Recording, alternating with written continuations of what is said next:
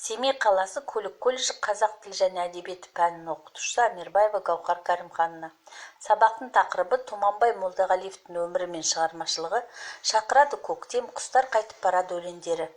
Сабақтың мақсаты Тұманбай Молдағалиевтің өмірі мен шығармашылығынан мәлімет беру, шақырады көктем, құстар қайтып барады өлеңдерімен таныстыру, ойлау, жүйелі салыстыру қабілеттерін дамыту, лирик ақынның шығармашылығындағы сыршыл сезімді негіздеп адамгершілікке, сүйіспеншілікке, әнді сүюге, гуманистік қасиеттер дамыту. Жаңа сабақ. Қазақстанның халық жазушысы, Қазақстан Республика мемлекетінің сыйлығының лауреаты, ақын Тұманбай Молдағалиев 1935 жылы 20 наурызда Алматы облысы Еңбекші Қазақ ауданы Жарсу совхозында дүниеге келген. Ол сыршыл реализмді дамытқан ақын. 1956 жылы қазіргі Әл-Фараби атындағы Қазақ ұлттық университетінің филология факультетін бітірген. Өмірінің сонына дейін Балдырған журналының бас редакторы болып жемісті еңбек етті.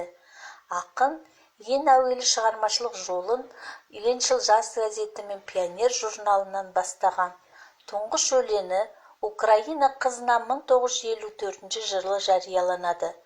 Алғашқы өлеңдер жинағы студент дәптері 1957 жылы жарық көрген. Сонымен қатар көршілес орыс және батыс классиктерінің туысқан республикалар ақындарының өлеңдерін қазақ тіліне аударды.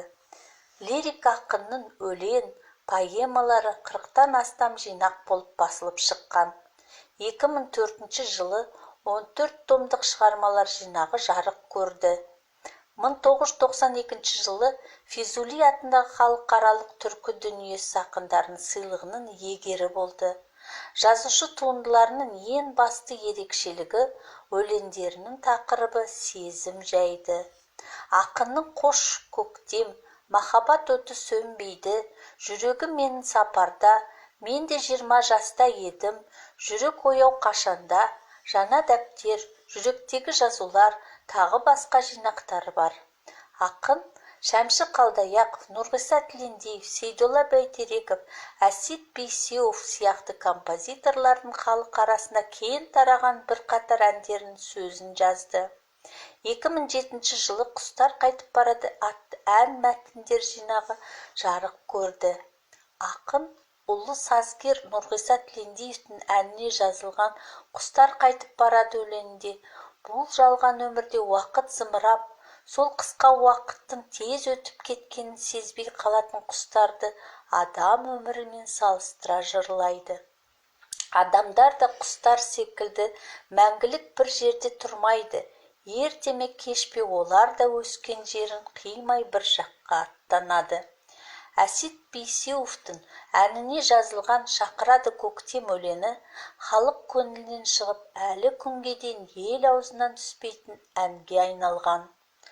Шығарма көктем туралы ғана емес, ғашық болған жігіттің арманына айналған қызға деген махаббаттың көктемге теңестіріп еркелеткені жайында.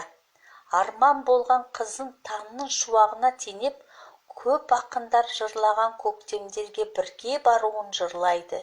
Көктемдегі табиғат пен сондағы сандуғаштардың сайрауын, жап-жасыл бақтар мен әсем гүлдерді шебер бейнелеген. Бұл мезгілдегі сұлулықты қызықтыра жақсы көңіл күймен оқырманға тамаша жеткізген.